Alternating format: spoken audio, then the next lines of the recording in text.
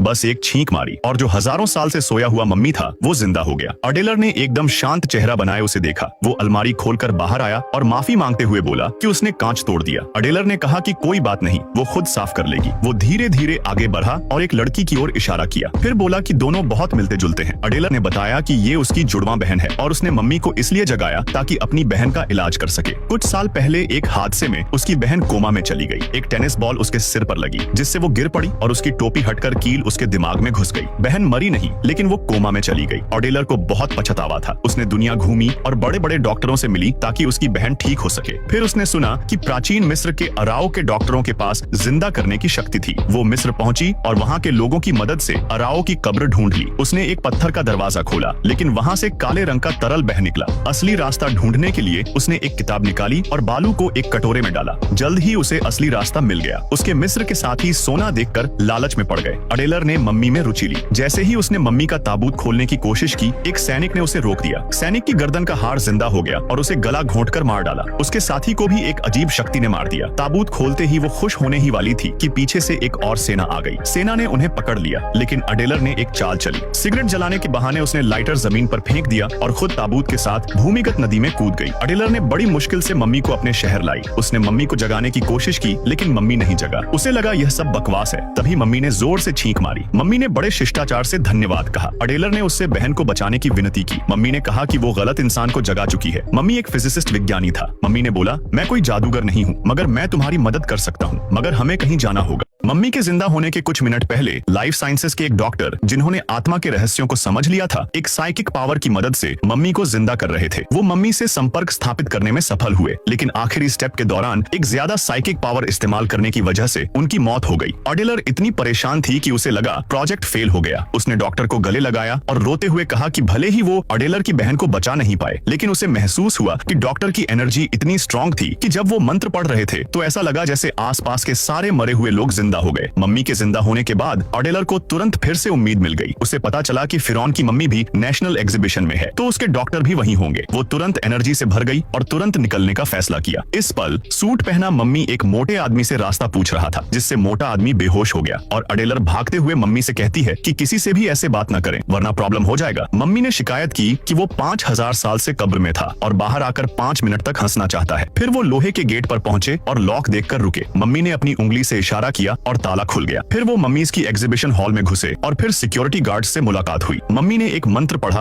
और गार्ड्स सो गए। अडेलर से रहा नहीं गया और उसने कहा, तुम लोगों को उठाते नहीं हो लेकिन बेहोश करने में एक्सपर्ट हो। आगे जाकर उन्होंने आखिरकार सोए हुए फिरौन से मुलाकात की। 5000 साल से सोए हुए फिरौन ने अपने ताबूत से उठकर अंगड़ाई ली। मम्मी ने जल्दी से अडेलर का परिचय दिया जिसने सबको जिंदा किया था लेकिन उसे एक मदद चाहिए थी। अडेलर को फिरौन के पर्सनल डॉक्टर को अपनी बहन के इलाज के लिए उधार लेना है। फिरौन खुश नहीं हुआ। उसने बोला, तुमने मुझे इतनी मामूली बात के लिए क्यों जगाया? अडेलर ने फिरौन को अपनी बहन की तकलीफ के बारे में बताया तो वो रोने लगी और मम्मी उसे चुप कराने के लिए आगे बढ़ा। उसने फिरौन की तरफ मिन्नत भरी नजरों से देखा। तब फिरौन ने अपने पर्सनल डॉक्टर को बुलाया। अडेलर ने फिरौन को धन्यवाद कहा। डॉक्टर ने स्थिति का करीब से मुआयना किया और बहन की बीमारी की वजह बताई। उसने जोर देकर कहा कि अगर वो हैडपिन हटा दी गई तो वो मर जाएगी। अडेलर ने गुस्से में डॉक्टर पर हत्या का आरोप लगाया लेकिन मम्मी ने उसे रोक दिया। उसने अडेलर से कहा कि डॉक्टर के काम में दखल ना दे। फिर उन्होंने हजारों साल पुराने गुप्त मरहम को डिस्प्ले केस से निकाला। उसके बाद उन्होंने बहन को एक स्टैंड पर लिटाया। उन्होंने उसकी बहन के घाव पर कई महंगे मसाले डाले। उसके बगल में रखी मम्मी से सफेद कपड़ा निकाला और लड़की को पट्टी बांधी। डॉक्टर का काम होने के बाद अडेलर भागकर अपनी बहन को देखने गई जिसने कुछ बार चीखने के बाद अचानक उठकर बैठ गई। उसने अडेलर को बताया कि उसने टेनिस बॉल बहुत जोर से मारा था। अडेलर ने खुशी से अपनी बहन को गले लगाया।